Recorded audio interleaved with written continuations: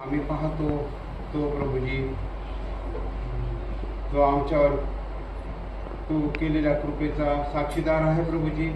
आणि प्रभूजी त्यासाठी आम्ही सर्वप्रथम आभार मानतो तुझे. आणि प्रभूजी आमच्यावर दिवसभरात लागणाऱ्या सर्व गोष्टींचा पुरवठा तुझ्या स्वर्गीय भंडारातून केला त्याबद्दल तुला धन्यवाद देतो.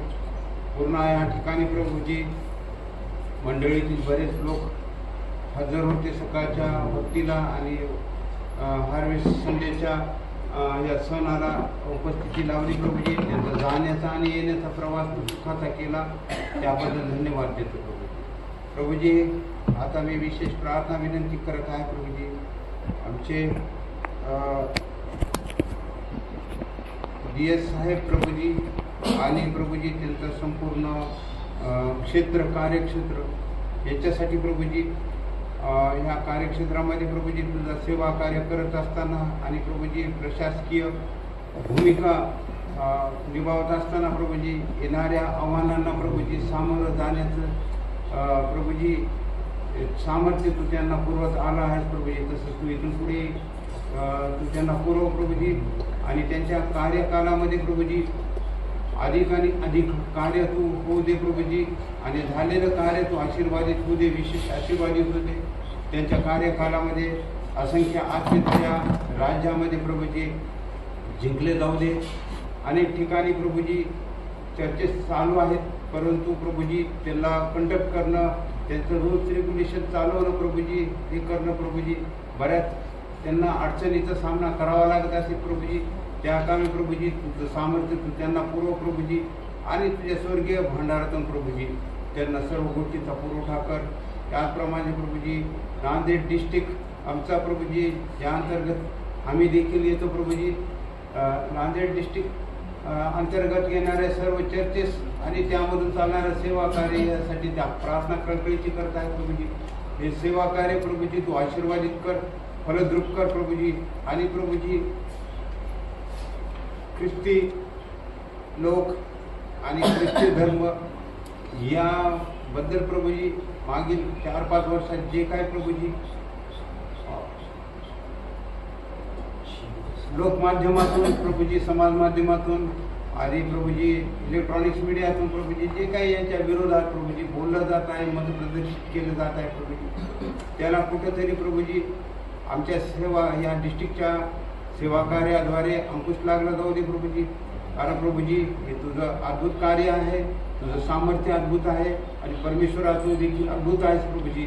कारण प्रभूजी तुझ्या लेकरांना आणि तुझ्या सेवा कार्याला प्रभूजी हे गालबोट लागू नये प्रभूजी. यासाठी प्रभूजी एक मापदंड, एक उदाहरण, एक स्टँडर्ड प्रभूजी, एक प्रभूजी एक पथप्रदर्शक अशा भूमिकेत प्रभूजी मेथॉडिस्ट डिस्ट्रिक्ट नांदेड चालत असताना प्रभूजी या डिस्ट्रिक्टला तू विशेष अशी तुझी कृपा प्रदान कर. या अंतर्गत येणारे सर्व आमचे पाळक वर्ग प्रभूजी यांना देखील प्रभूजी तुझं सामर्थ्य पुरव प्रभूजी. कारण बरेच पाळक प्रभूजी दुर्गम भागात देखील कार्यरत आहेत प्रभूजी. आणि प्रभूजी बरेच पाळक प्रभूजी स्थानिक नाही प्रभूजी, इतर ठिकाणाहून त्यांना प्रभूजी जाणं येणं करून सेवा कार्य करावं लागतं प्रभूजी. त्यांना प्रभूजी तुझं सामर्थ्य पुरव प्रभूजी. त्याचप्रमाणे प्रभूजी आमची परभणी येथील मेथॉडिस्टची मंडळी प्रभूजी तू आपल्या हातामध्ये घे प्रभूजी. काल प्रभूजी आम्ही ज्या परिस्थितीत आणि ज्या वातावरणात आणि ज्या मनस्थितीत प्रभूजी येथील भक्ती आराधना सुरू केलेली आहे ते सर्व काय तू जाणतो प्रभूजी.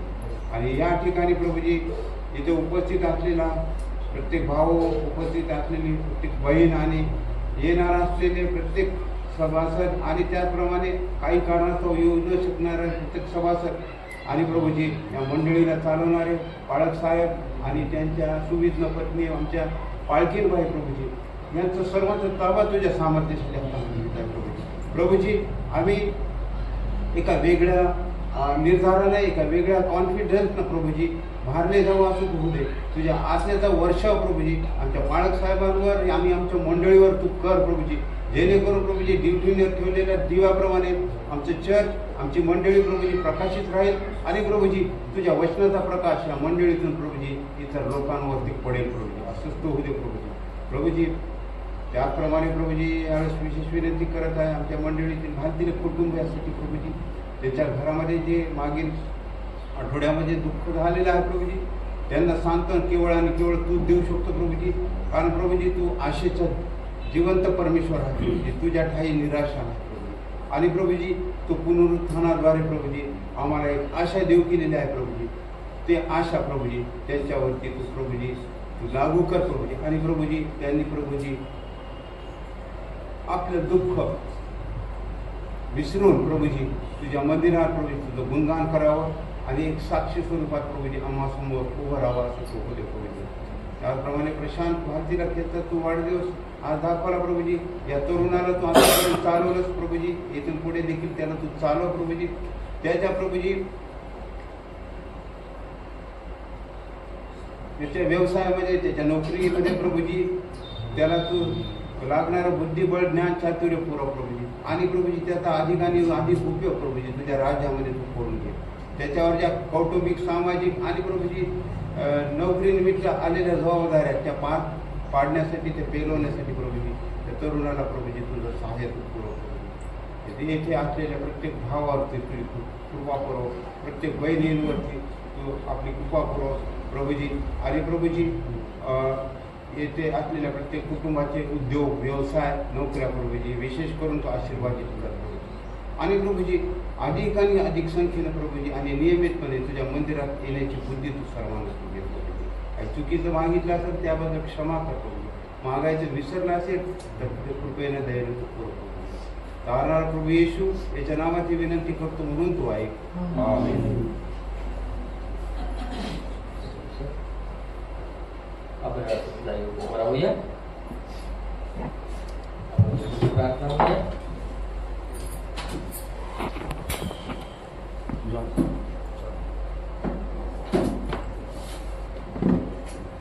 आपण सर्व परमेश्वराची प्रार्थना म्हणूया. हे आमच्या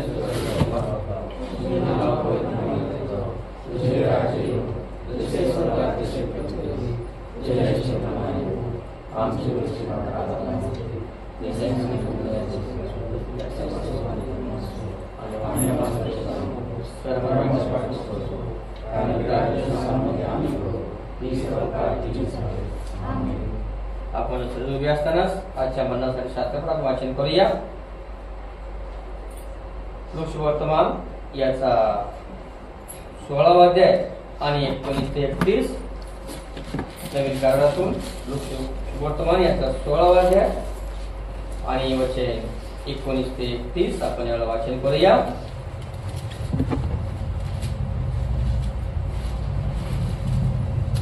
एक महिला समोर येतील आणि शास्त्रपाठ वाचन करतील. लोकवर्तमान याचा 16वा अध्याय आणि वचन 19 ते 31. विनंती करतो की कोणी आपल्यामध्ये महिला समोर येतील. कोणी पण या, ज्याला जमत त्या तुम्ही येऊ शकता.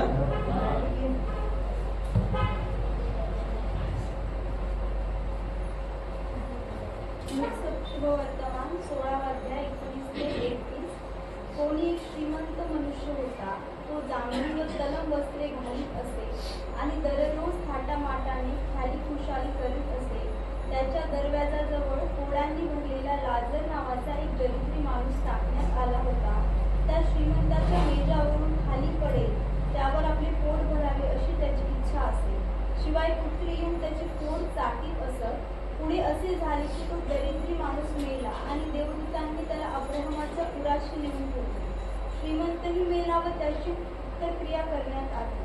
तो अधोलोकात यातना भोगीत असताना त्याने आपली दृष्टी वर करून अब्राहम व त्याच्या उराशी बसलेल्या लाजर यांना दूर पाहिले.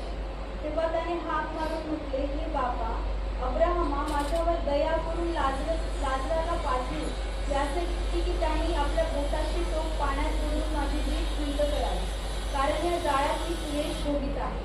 अब्राहम म्हणाला, मुला, तू आपल्या आयुष्यात आपले सुख भरून पावलास, तसा लाजर आपले सुख भरून पावला. याची आठवण कर. आता याला इथे समाधान मिळत आहे व तू क्लेश भोगीत आहे. एवढेच नव्हे तर जे इकडून तुम्हाकडे पार जाऊ पाहतात त्यास जाता येऊ नये व तिथून कोणी आम्हाकडे येऊ नये म्हणून आमचा व तुमच्यामध्ये मोठा दरास टाकलेला आहे. मग तो म्हणाला, तर बापा, मी विनंती करतो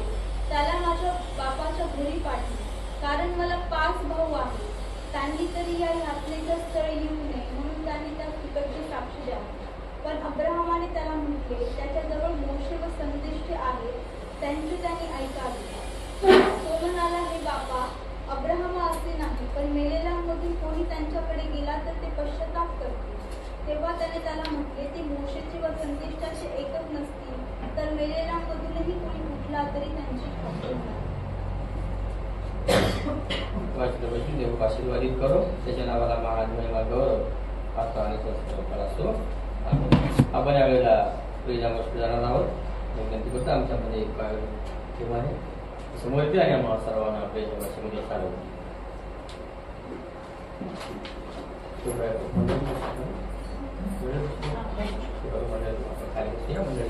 मंडळी खाली बसत.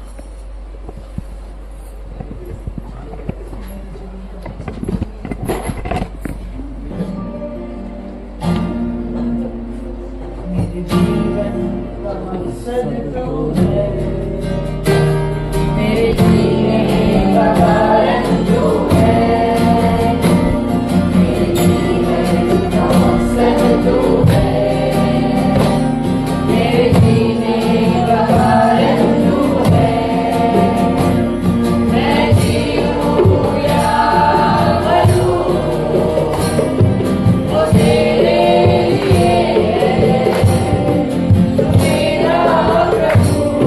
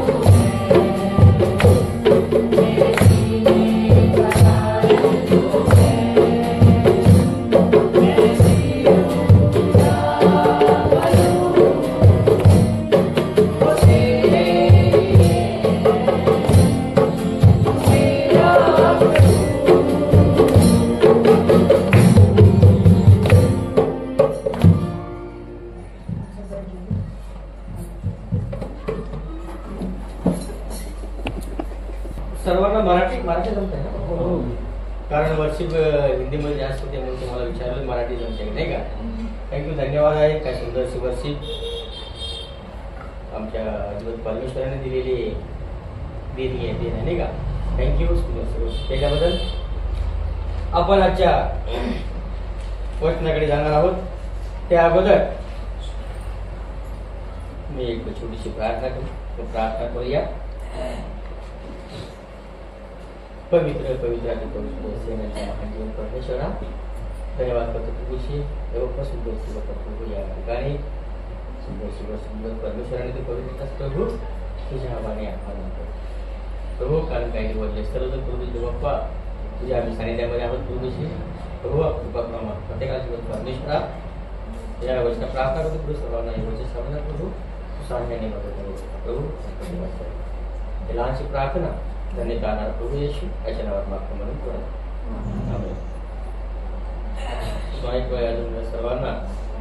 सर्वांचं मी या ठिकाणी आजच्या पवित्र मंदिरामध्ये सर्वांचं मी अभिवादन करत आहे. आपण आज वाचला आहे की वर्तमान याचा 16वा अध्याय आणि 19 ते 31 या वर्षा संदर्भामध्ये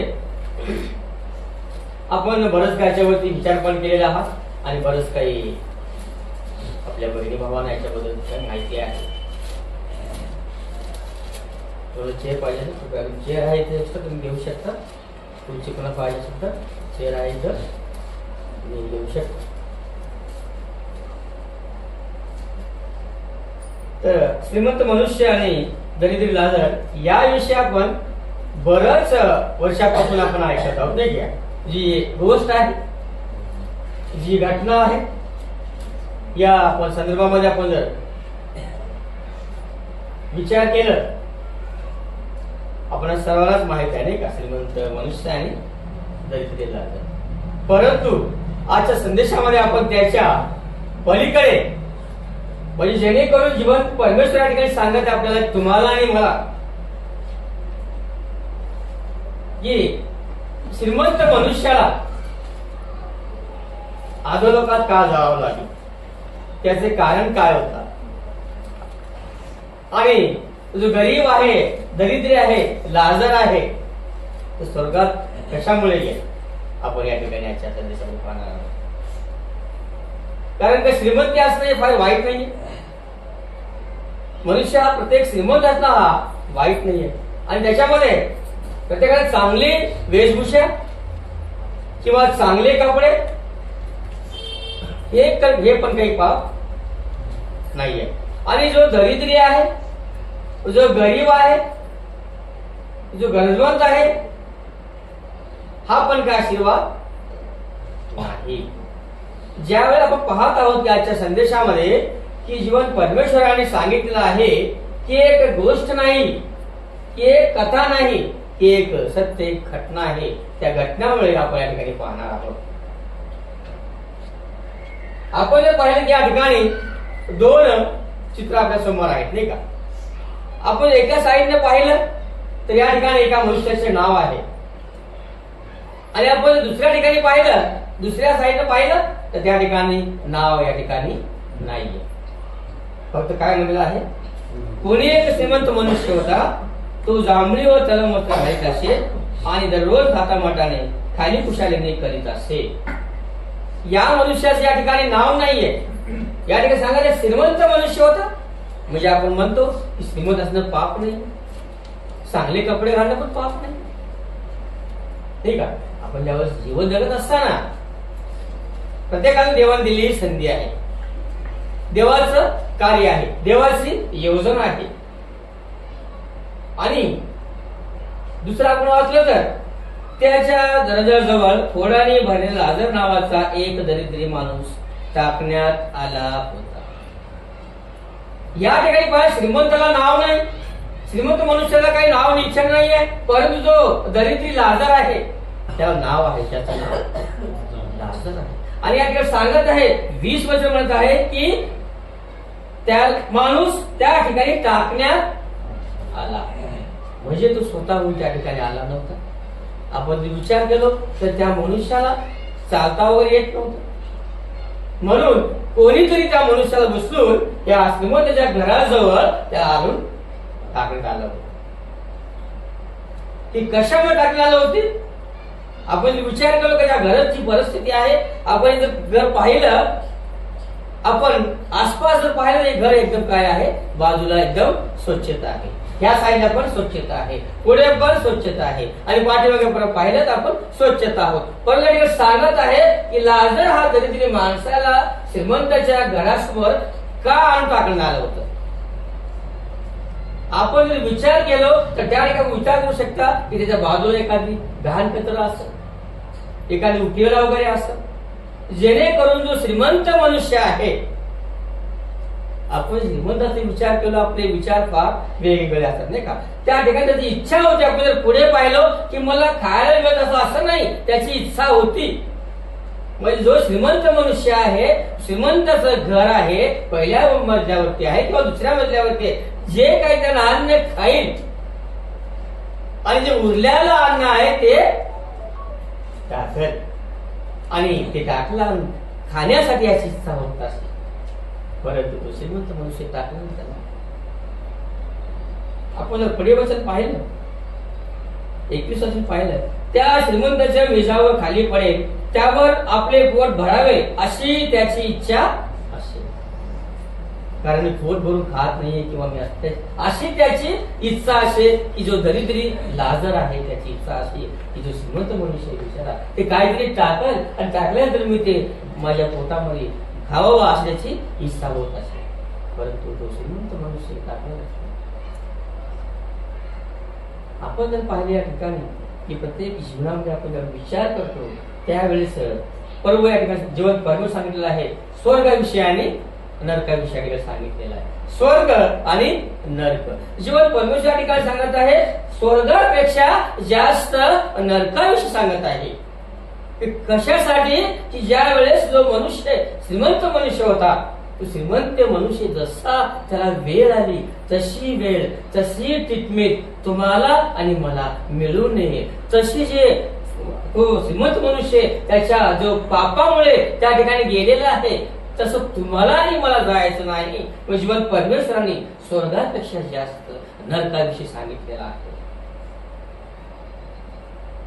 आणि आपण जर पाहिलं त्या ठिकाणी जो लाजर आहे, त्या लाजर मनुष्याचे जे शरीर आहे, त्याचं अंग आहे, त्याचे शरीर अंग त्याचं काय सर्व ते पुत्र काय करत होते, फोड त्याचे साधत.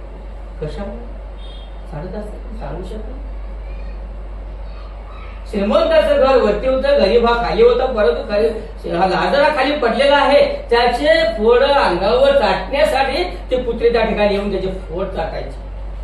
आपण जर विचार केला, आपण जर कल्पना केली, आपण चित्र समोर मांडला तर आपण असं म्हणू शकतो की त्या ठिकाणी त्या लाजराजवळ जे कुत्रे आहेत, कुत्रे हाकलण्याची पण शक्ती नसावी, म्हणून ते कुत्रे त्या ठिकाणी फोड चाटतात.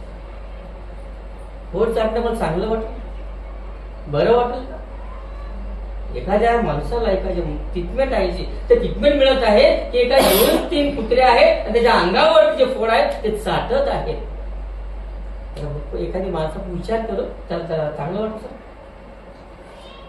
नाही, पण कदाचित त्याला चांगलंच वाटत असत. का? की त्याच्या अंगावर जे फोड होते, फोडे असताना ज्यावेळेस ते कुत्री येऊन ते फोड चाटतात त्यावेळेस जे जिभेने चाटत असत त्यात थोडस आराम देखील वाटत. कारण जे फोडाने होता सगळं अंग त्रासामध्ये भिन्नलं होतं. त्या अंगावरती फोड येणं म्हणजे फार भयानक गोष्ट आहे, फार विचित्र घटना आहे. आणि त्या अंगावर जे फोड होते ते कुत्री जर चालत असतील तर थोडा वेळ काय त्याला थोडस बरं देखील वाटत असतं. एवढा आपण सांगू शकतो की त्याच्या जवळ काही शक्ती नव्हती म्हणून ते कुत्रे त्याला चालत असतात. आणि त्याची इच्छा होती की हा श्रीमंत मनुष्य काहीतरी अन्न वगैरे टाकल आणि मी ते खाईल.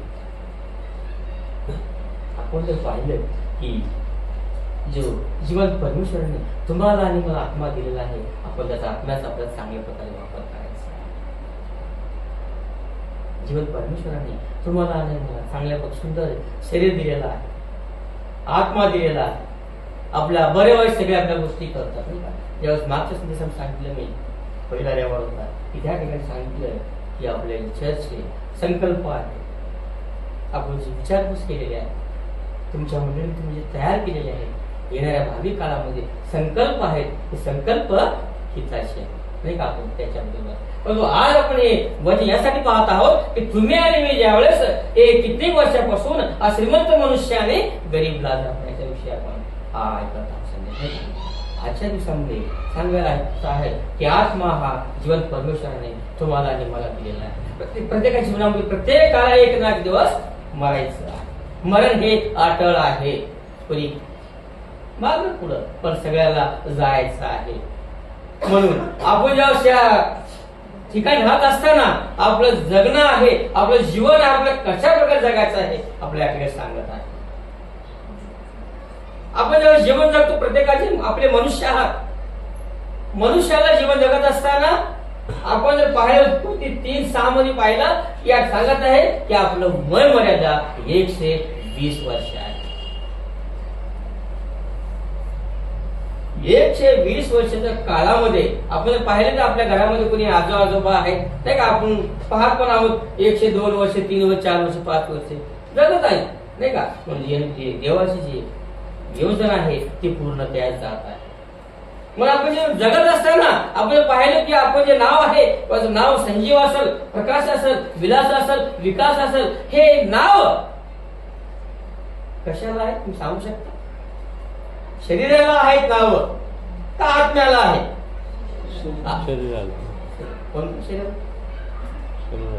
आणखी जरा जोरात बोला, म्हणजे मी तर जोरात बोलतो आहे.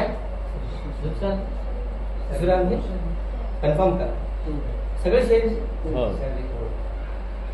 ज्यावेळेस दिवस परत लगेच सांगतो, एक्झाम्पल सांगतो बरं का, एक्झाम्पल सांगाल आणि बायबल सांगा. ज्यावेळेस जीवन परमेश्वराने तुम्हाला आणि मला निर्माण केलेला आहे, त्यावेळेस एक वचन वाचू आपण 22. पुढे अशी झाली की तो दरिद्र माणूस मेला आणि देवदूताने त्याला अब्रामाच्या उराशी नेऊन ठेवले.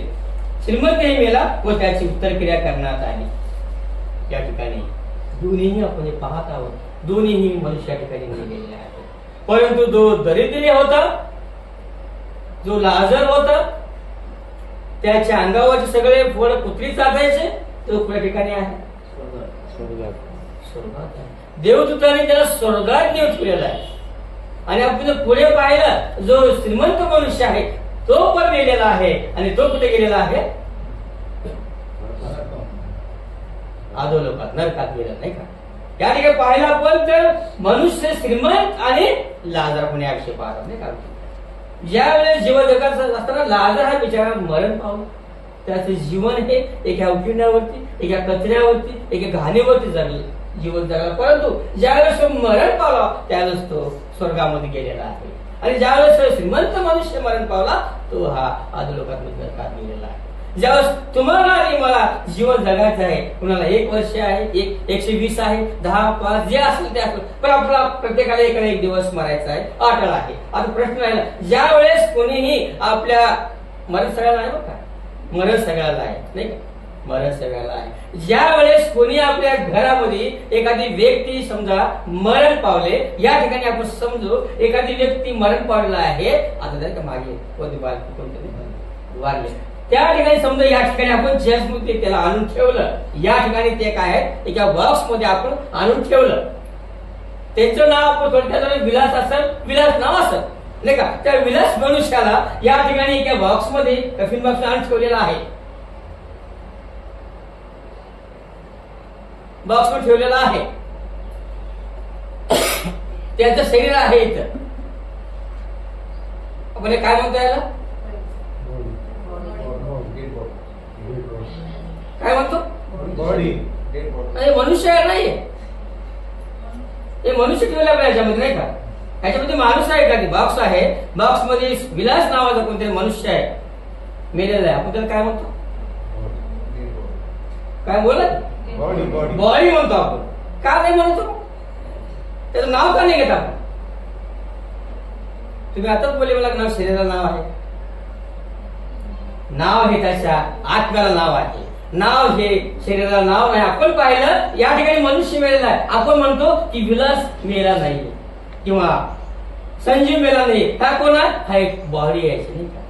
आपलं नाव हे आत्म्याला नाव आहे नाही का. जीवन परमेश्वराने आपण ज्यावेळेस बोलतो जीव, आत्मा आणि शरीर, जीव, आत्मा आणि शरीर हे तिन्ही मिळून एक आहोत. आपण ज्यावेळेस कुणी या ठिकाणी मेलं की म्हणतात की जे या ठिकाणी काय आहे? बॉडी आहे. मग नाव कुणाला आहे? हे हात आहे, हे हात माझा आहे, शरीर पाय आहे माझा आहे, डोकं माझं आहे. मग मी आहे कोणता? माझं नाव राजेंद्र आहे, माझं राजेंद्राचा हात आहे, राजेंद्राचा पाय आहे. याच्यात राजेंद्र कोण?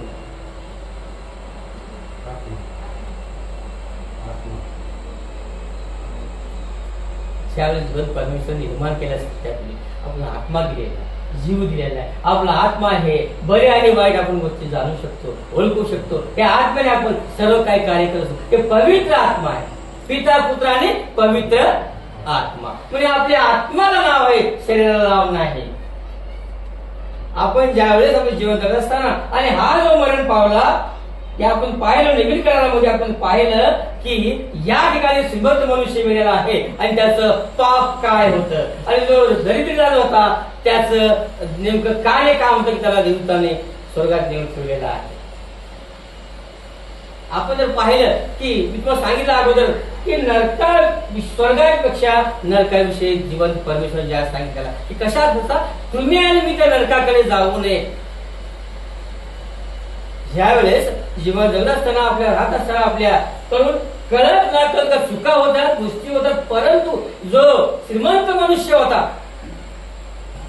सुरुवातीला चांगले चांगले कपडे त्याच्या अंगावरती होते, तरी पण तो मेला आणि अधोलोकातून नरकात गेलेला आहे. परमेश्वराने तुम्हाला आणि मला चांगलं शरीर, चांगलं आत्मा, चांगलं जीवन दिलेलं आहे. या ठिकाणी राहत असताना तुम्ही आणि मी जीवन परमेश्वर सानिध्यामध्ये आपण जीवन जगत असताना परमेश्वराच्या वचनामध्ये, परमेश्वराच्या प्रार्थनेमध्ये, परमेश्वराला भिवून आपण जीवन जगलं पाहिजे. ज्या वेळेस हा मनुष्य श्रीमंत मनुष्य होता त्याला भरपूर काही त्याच्याकडे होतं, परंतु तो जो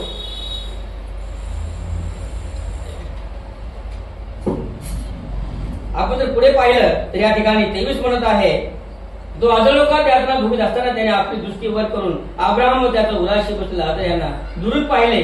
तेव्हा त्याने हात मारून म्हटले, हे बाप्पा अब्राहमा, माझ्यावर दया करून लाजरला पाठवी. यासाठी त्याने आपल्या बोटाचे टोक पाण्यात बुडवून माझी जीभ थंड करावी, कारण या जाळ्यात मी क्लेश भोगत आहे.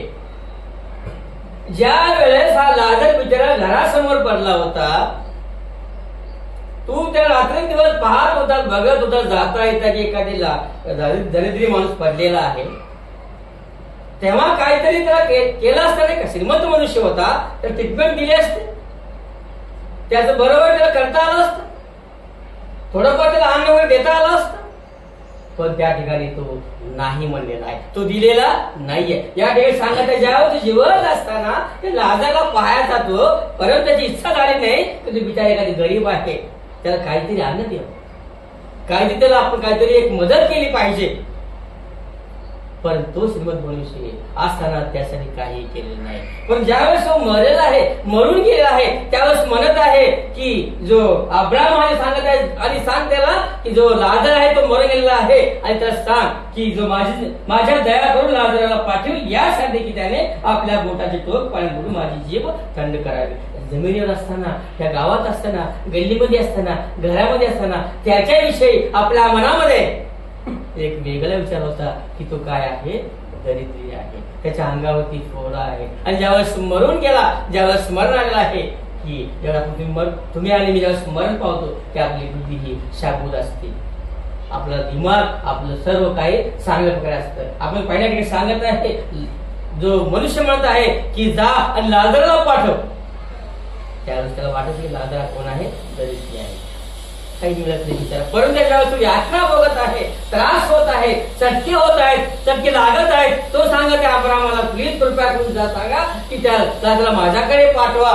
आणि जो त्याची बोट आहे आता चालणार आहे आता, पण ज्यावेळेस खाली असताना, गावामध्ये, घरामध्ये, गल्लीमध्ये असताना त्याच्याविषयी विचार केला नाहीये.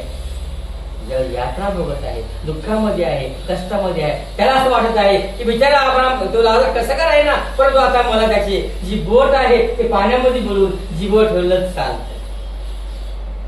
आणि बाबा हे जर चांगलं अगोदर केलं असतं तर ही वेळ आली नसती, ही वेळ आली नसती. अगोदर राहत असताना श्रीमंती ताटात माता जीवन जगत असताना एकमेकाला सहाय्य करणं, एकमेकाला मदत करणं, एकमेकाची काळजी घेणं, एकमेकाला सहाय्य करणं, गरिबामध्ये जे काही दुःख आहे, आजार आहे, त्रास आहे त्याच्यामध्ये सहाय्य करणं हे फार मोठी गोष्ट आहे. त्याच्यावर परमेश्वराने जीव शरीराने आत्मा दिलेला आहे, एकमेकांनी चांगलं करायसाठी दिलेला आहे, वाईट करायसाठी नाही. या ठिकाणी त्याला श्रीमंताला चटके भाजत आहे, त्रास होत आहे, तो म्हणत आहे की अब्रामा लाजरला खाली पाठव, माझ्यावर दया कर. मग तिथे प्रार्थना दया करत आहे, प्रार्थना करत आहे. आपण इथे पण चर्चमध्ये घरी प्रार्थना करतो, तिथे पण प्रार्थना करताय. तो दया म्हणत आहे माझ्यावरती दया करा. आणि आपण जर पाच वचन पाहिलं, अब्राम म्हणाला मुला तू आपल्या आयुष्यात आपले सुख भरून पावला, तसा लाजर आपले दुःख भरून पाहिलं. त्याची आठवण कर, म्हणजे आठवण पण शाबूत राहते, आपली आठवण पण शाबूत. त्या ठिकाणी म्हणत अब्राम ज्यावेळेस श्रीमंत मनुष्य तू ज्यावेळेस गावामध्ये होता, जमिनीवरती होतात, खाली होतात, त्यावेळेस सर्व काही जीवन तू काय केलं आहे, सुखामध्ये जगलेलं आहे. त्यावेळेस तुला लाजराची आठवण आली नाही. आपण जर पुढे पाहिलं की तो श्रीमंत मनुष्य म्हणत आहे माझे 5 भाऊ आहेत. नाही आपण पुढे म्हणत आहे, मी लाईन न सांगता वेळ जाईल, पुढे जे सांगितलं आहे माझे 5 भाऊ आहेत आणि तुम्ही जाऊन सांग म्हणत आहे. एवढेच नव्हे तर इकडून तुम्हाकडे पार जाऊन पाहत असा येऊ नये व तिकडून कोणी माझ्याकडे येऊ नये म्हणून आमच्या व तुमच्यामध्ये मोठा दरा स्थापिला आहे. मग तो म्हणाला तर बापा ही विनंती करतो त्याला माझ्या बापाच्या घरी पाठव, कारण मला 5 भाऊ आहेत. त्याने तरी या यातनेच्या स्थळी येऊ नये म्हणून त्याने त्यास एकाची साक्षी द्यावी. त्याला आता घरची पण आठवण यायला लागली नाही का, माझ्या घरी कोण भाऊ आहेत, किती भाऊ आहेत. ज्या एवढी मोठी बिल्डिंग होती, एवढं मोठं घर होता, एवढं मोठं व्यापार होता, छोटा भाऊ, मधला भाऊ, मोठं वडील भाऊ जे असेल ते घराकडून जायचा, त्यावेळेस त्याला दिसलं नाही की माझा भाऊ गल्लीनं जात आहे, त्याला काहीतरी मदत करावी नाही का, त्याला काहीतरी घरामध्ये बोलावं, शाळेला वगैरे बोलावं, नाश्ता वगैरे करावं, एका जेवण वगैरे द्यावं. त्यावेळेस त्याला आठवण नाही आली. ज्यावेळेस तो मरण पावला, तो नरकामध्ये आहे, चटके भाजत आहेत, अंग पुरा वेदनाने पडत आहे, त्यावेळेस त्याला आठवण येत आहे की त्याचा खर्ची सांग माझ्या घरी माझ्या बापाकडे पाठव आणि मला 5 भाऊ आहेत, जेणेकरून 5 माझे भाऊ असलेले त्या भावाला तरी माझ्यासारखी वेळ यायला नको आहे. मी त्रासामध्ये आहे, मी क्लेशामध्ये आहे, मी भोगत आहे, मग सर्व काही अंग माझं पूर्ण काही वेदना त्रास होत आहे, भाजत आहे, परंतु जाऊन सांग माझ्या बापाच्या घरी की मला 5 भाऊ आहेत. म्हणजे आठवण पण आहे त्या ठिकाणी. आणि हीच आठवण चांगली असताना गावामध्ये घरीमध्ये जीवन परमेश्वर एवढा मोठा शरीर दिलेला आहे, आत्मा दिलेला आहे, त्यावेळेस कळलं असतं की भावा घरी ये, थोडा वेळ बस, तेव्हा नाही आठवण आली. पण ज्यावेळेस मनुष्य हा मरून जातो त्यावेळेस माणसाला आठवण येते. अब्राम ठिकाणी सांगत आहे हे बघा आता काही करू शकत नाही, कारण याची भावाची असं असेल की समजा भाऊ माझे मेले 5 एखादी भाऊ मेला आणि तो जर माझ्या शेजारी आला की माझी फजिती व्हायला पण का, त्याची अशी पण इच्छा असेल ना. तिथं श्रीमंत मनुष्य आहे, समजा 5 भावात एखादी 1-2 भाऊ मेले आणि ते माझ्या खुशी आले, माझं आपण वगैरे मला प्रॉब्लेम मध्ये येईल, म्हणून तू असंच म्हणत असेल की जाऊन सांगा घरी माझ्या भावाला की इकडे साक्षी द्यावी. तो या ठिकाणी अब्राम सांगत आहे की आता वेळ नाहीये. वेळ ज्यावेळेस तू खाली होतात त्यावेळेसच वेळ होती भावाकडे लक्ष द्यायची, बहिणीकडे, आईकडे, बापाकडे, मुलाकडे, सासूकडे, सुनाकडे, दीर, नंदन, भाऊजय जे आहे ते त्याच्याकडे आपण जेव्हा आहोत तेव्हाच आपण काय लक्ष द्यायला पाहिजे. कोणी मेल्यानंतर लांबून त्या गेटमध्ये आपण पळत जातो आणि गळ्याला मिठी मारतो. ज्यावेळेस मरण त्यावेळेस त्यामुळे, परंतु त्याच्या अगोदर बरेच वर्ष लग्न कार्यक्रम होतात, वाढदिवस होतात, सगळं काय होतात, आपण तेव्हा जात नाही. नाही मला भावाने काय फोन केला नाही किंवा मला बहिणीने काय फोन केला नाही फोन काय पाहिजे होतं, मी स्वतः कसं काय जाऊ, नाही जात नाही. म्हणजे आपण काय करतो, थोडस आमच्यामध्ये जसं श्रीमंत मनुष्य होता ह्या फक्त नाही गोष्टी कळायचे, एकमेकाला काहीतरी हेल्पिंग करावं, काहीतरी मदत करावं असे त्याला निश्चय नव्हता. त्याच्याकडे जे आहे ते माझ्याकडे काहीच नाही, तो अशा भावनेचा होता, असे विचार येत होता. मग आता त्याला चांगल्या प्रकारे आठवण येत आहे की माझ्या बापाकडे जावं आणि माझ्या भावाला ती सांगा की या इकडे आत्म्याकडे फिरून. पण अब्राहम सांगत आहे या ठिकाणी आता ती वेळ आता नाही आहे, वेळ काय झालेली आहे, संपलेली आहे. तेव्हा तुला जीवन परमेश्वरने वेळ दिलं होतं, त्यावेळेस तू सर्वांचं वचनामध्ये सांगितल्याप्रमाणे आपण सर्वजण जे आपले लहान आहेत, वडील आहेत, मोठे आहेत, एकमेकावरती कृती करायला, एकमेकावरती आपण ह्या जागी असताना ह्या ठिकाणी असं आपण एकमेकावरती करणं फार तरी अब्राहम सांगत आहे. मग तो म्हणाला, बाप्पा ही विनंती करतो त्याला माझ्या बाप्पाच्या घरी पाठव, कारण मला 5 भाऊ आहेत, त्याने तरी त्या यात्रेस्थळी येऊ नये म्हणून त्याने त्यात इतर साक्षी द्यावी. पण अब्राहमने त्याला म्हटले, त्याच्याजवळ मोशे संदेष्टे आहेत, त्याचे त्याने ऐकावे. अब्राहम सांगत त्याच्याजवळ म्हणजे जे कोणी भाऊ आहेत त्याचे ना, तो तर एक भाऊ म्हणजे 5 भाऊ आहेत जमिनीवरती आहेत जे आहेत. अब्राहम सांगत आहे ते 5 भावाने त्याचं ऐकायचंय. कोणाचं ऐकायचंय? मोशे आणि संदेष्टे. म्हणजे कोण? नियमशास्त्र. कोणतं नियमशास्त्र? Very good. या ठिकाणी अब्राहम सांगत आहे, बाबा तू आता नको सांगू, तुला वेळ गेलेली आहे. जे 5 भाऊ आहेत, 5 भावाला मोशे आहे आणि संदेष्टे आहेत. म्हणजे जे मोशे लिहिलेले जे ग्रंथ आहेत ते 5 ग्रंथ ते मोशेचे आहेत आणि जे यशायापासून आपण पुढे पाहतो ते संदेष्टाचे आहेत.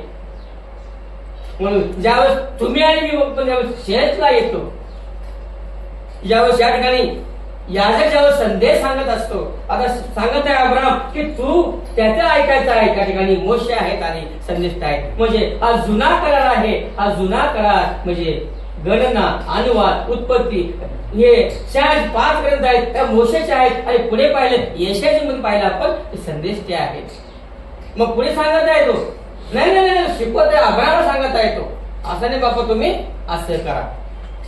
मग तो पुढे आपण पाहिलं तो म्हणत आहे, तो म्हणाला हे बाप्पा अब्राहम असे नाही. अब्राहम सांगत आहे की जे खाली आहे त्या लोकांसाठी मोशे आहे आणि संदेश आहे. पण हा सांगत आहे श्रीमंत मनुष्य त्याला म्हणत आहे नाही असं नाही बाबा. तो पण तिथे सांगत आहे की असे नाही. पण ते मेल्यातून कोणी त्याच्याकडे गेले तर ते पश्चाताप करतील. तेव्हा त्याने त्याला म्हटले ते मोशेचे व संदेशाचे ऐकत नसतील तर मेलेल्या मधून कोण उठला तरी त्याची खात्री होणार. मेलेलं कोण उठला? मेलेलं तर कोण उठला? सांगत आहे अब्राहम या ठिकाणी संदेश ते आहेत, मोशे आहेत, याचं जर कोणी ऐकत नसतील तर जे कोणी मेलेल्यातून उठला आहे त्याची पण ते खात्री होणार नाही. मग जे लोक या जुना करार बायबलला जे लोक मानत नाहीत, जीवन परमेश्वर जीवन परमेश्वर तिसऱ्या दिवशी उठलं आहे त्याचं पण ते लोक खरं धरत नाही. या ठिकाणी सांगत आहे जीवन परमेश्वराचं वचन केलं सांगत आहे की तुम्ही आणि तुम्हाला आणि मला जीवन परमेश्वराने जीवन दिलेलं आहे. तुम्ही आणि मी विश्वास ठेवला पाहिजे. कारण हा श्रीमंत मनुष्य सांगत आहे असं नाही म्हणायचं असे करा. तो म्हणत आहे जो कोणी मेलेला माणूस आहे तो जाऊन सांगेल तेव्हा ते माझे भाऊ खरं विश्वास ठेवतील. पण ते सांगत आहे जे मोशे आहे संदेश आहेत याचं जर ऐकत नसतील, जर जो कोणी मेल्यातून उठला आहे म्हणजे जीवन परमेश्वर येशू ख्रिस्त आहे त्याचं मी काय करणार नाही. ज्यावेळेस तुम्ही संदेशाचं ऐकत नाही मग जीवन परमेश्वरचं आपण ऐकत नाही. सांगत आहे की तुम्ही आणि मी जीवन येशू ख्रिस्ताची वाणी ऐकलं पाहिजे, त्याच्या संदेशाकडे आपण लक्ष दिलं पाहिजे, त्याच्या वचनाकडे आपण लक्ष दिलं पाहिजे. आपलं कुटुंब आहे, आपली फॅमिली आहे, आपले लेकरं बाळ आहेत, आपलं परिवार आहे, आपण सर्वांकडे आपण लक्ष दिलं पाहिजे. कारण आपण ज्यावेळेस जीवन जगत असताना आपला परिवार फार महत्वाचा आहे. मी एका ठिकाणी पाहिलं तर 3 भाऊ आहेत, त्या भावामध्ये बरेच दिवसापासून वाद आहे. एकमेकाच्या घरामध्ये ते जात नाही, ते घरासमोर जातात बाजारामध्ये इकडे तिकडे, पण घरी नाही जात. घरी कशामुळे जात नाही आणि तो प्रयत्न होतो. आणि ज्यावेळेस त्याच्या घरामध्ये कोणी एखादी व्यक्ती दुःखद घटना घडली, सर्व त्याच्या घरी त्यावेळेस पाहणार. या ठिकाणी पाहिलं श्रीमंत मनुष्य का तो नरकामध्ये गेलेला आहे, कारण ज्यावेळेस त्याला देवाने त्याला वेळ दिली होती, श्रीमंती दिली होती की तू एकमेकाचं तू जिवंत परमेश्वर तू देव मानायचा आहे आणि तुला बायबलचं जो नियमशास्त्र आहे तुला याचं आचरण करायचं आहे, वाचायचं आहे, यासाठी तुला राहायचं आहे.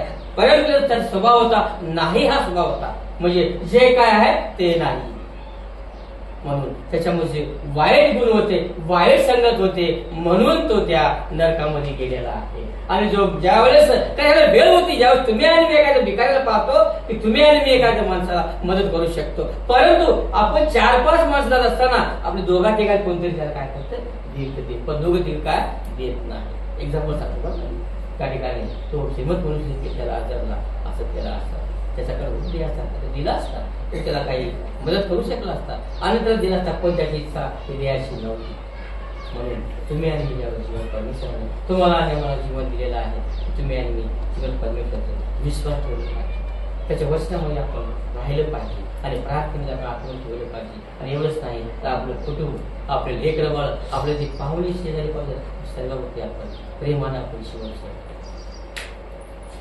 जीवन परमेश्वर या वचनाद्वारे तुम्हाला आणि मला साथ. थँक्यू.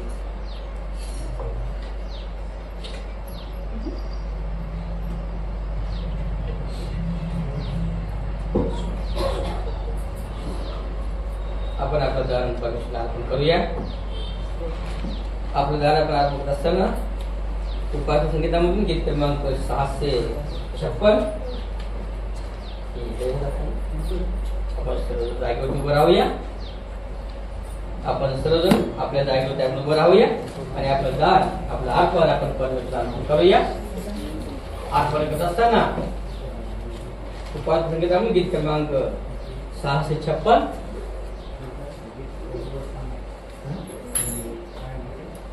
परमेश्वराला स्तवा निरंतर परमेश्वराला स्तवा. तुम्हाला सर्वांकडे असं नाही का उपासना असे नाहीत का? मिळत नाही आम्ही प्रयत्न करायचो, आता तुमच्या मार्फत अवेलेबल झाले तर आपण, कारण आपण ज्यावेळेस मेथडीचे आपण सगळे जे आपण नियम अटी फॉलो करतो त्याच्यासारखं आपण आपली भक्ती आपण चालू करत आहोत. म्हणून आपल्या चर्चमध्ये असे पुस्तक असणं फार महत्वाचं आहे, नाही तर मोबाईल मध्ये पण तुम्ही नाही का. आपण यावेळेला गीत गाऊया आणि आपलं अर्पण आपण देवाला अर्पण करूया. परमेशाला स्तवा निरंतर परमेशाला स्तवा, परमेशाला स्तवा निरंतर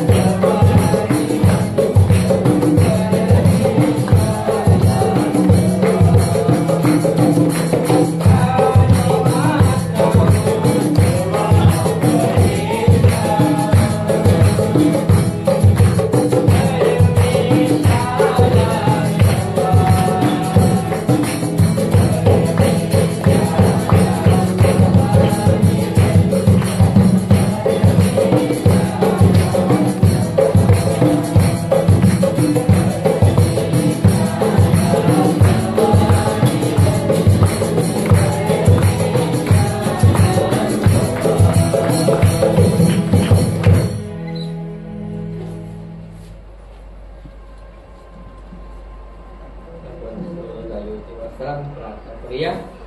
आपण शेवटी प्रभूची प्रार्थना म्हणल्या का शेवटी आपण आशीर्वाद घेऊया. प्रभूची प्रार्थना म्हणायचं नाही, फक्त मग आपण प्रार्थना करणार, आपण आशीर्वाद घेऊया. मग सुवर्ण आपण प्रार्थना करूया.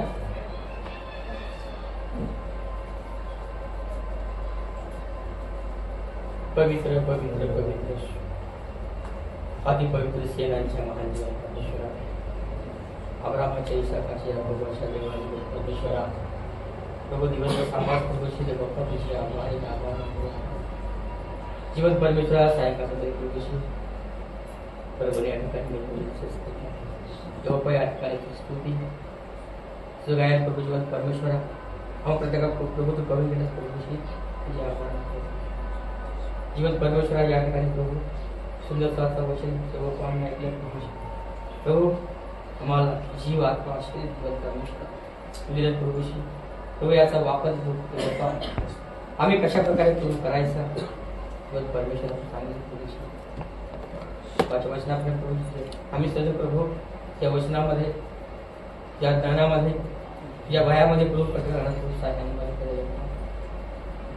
जीवन परमेश्वरा या मंडळी प्रभूशी तुझ्या विश्वासामध्ये आहे प्रभूशी, तुझ्या वचनामध्ये वाढत आहे प्रभू तुझ्या आभारी प्रभू. या मंडळी प्रभूशी जे कोणी आजारी आहे, दुःखी आहे, कष्ट आहे प्रभू असे प्रार्थना करून तुझ्या आजारा दुःखाकडे स्पर्श आणि प्रभू सर्व आजार रोग ईश्वर नावामध्ये निघून जावे आणि प्रभू आम्हा सर्व या मंडळीला प्रभू सहाय्याने मदत करू.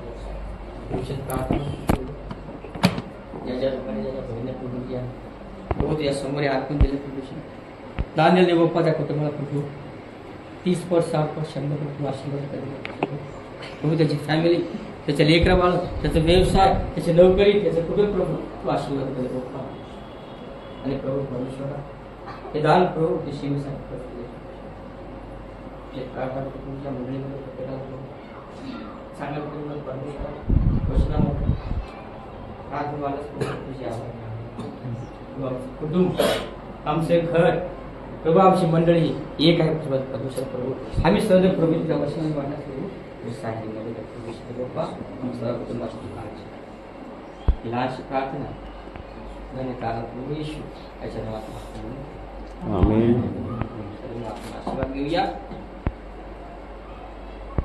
प्रभू येशू ख्रिस्ताची कृपा, देवाची प्रीती आणि पवित्र सहभागिता तुम्हा सर्वांसह आता आणि सर्व काळ असो. आमेन.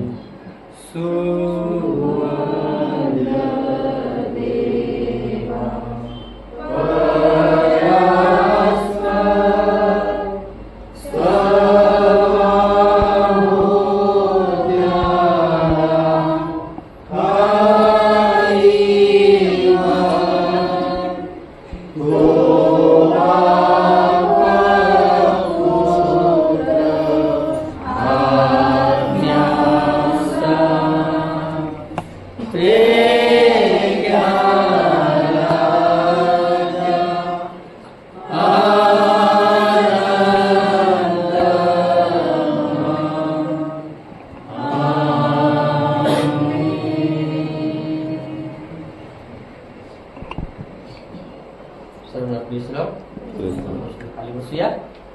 काही सूचना वगैरे असतील तुम्ही सांगू शकता.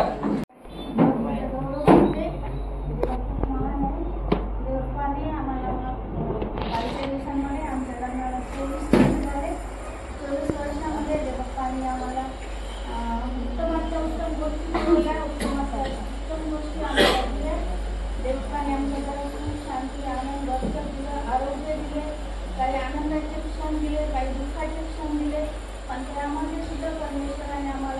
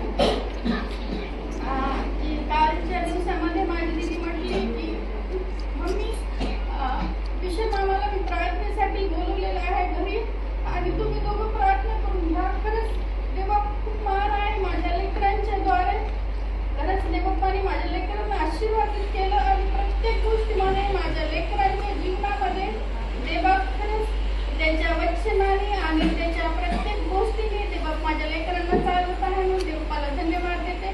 आणि परमेश्वर म्हणतो की हे माझे जीवा परमेश्वराचा धन्यवाद कर, त्याचे उपकार विसरू नको. खरंच वेळोवेळी क्षणोक्षणी आम्ही ज्या ज्यावेळेस देवाच्या चरणाजवळ जातो त्यावेळेस देवा माझ्या प्रार्थनेचं उत्तर देतो म्हणून मानते. आणि देवबापाने आम्हाला आशीर्वादित केलं म्हणून देवाचे आभार मानते. आणि आज सगळ्यांचे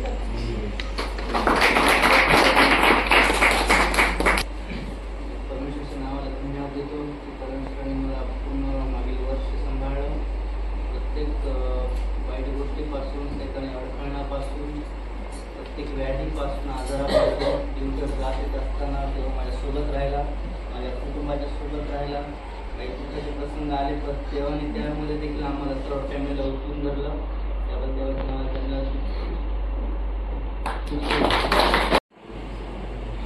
पवित्र पवित्र पवित्र पवित्र सेनाच्या महान परमेश्वरा,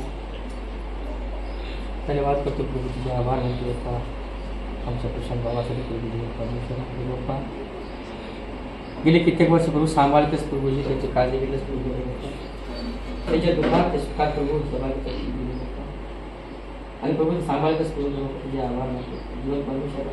प्रभू तुझ्या बाबाच्या जीवनामध्ये प्रभू आजचा नवीन दिवस, नवीन वर्ष प्रभू लागलंच प्रभूशी उपवास तिकडे वाढदिवस सहाय्याने मदत प्रभू याच्या कुटुंबाचं सर्वांचे जीवन परमेश्वर काळजी घेत प्रभू, काम व्यवसायाची प्रभू आशीर्वाद करतो प्रभू. आणि उपवास तिकडे वाढदिवस जीवनात करत प्रभू सहाय्याने मदत करतो. लहानची प्रार्थना धन्यता प्रभू त्याच्या नावाला आपण घेतो. थँक्यू. एक मिनट.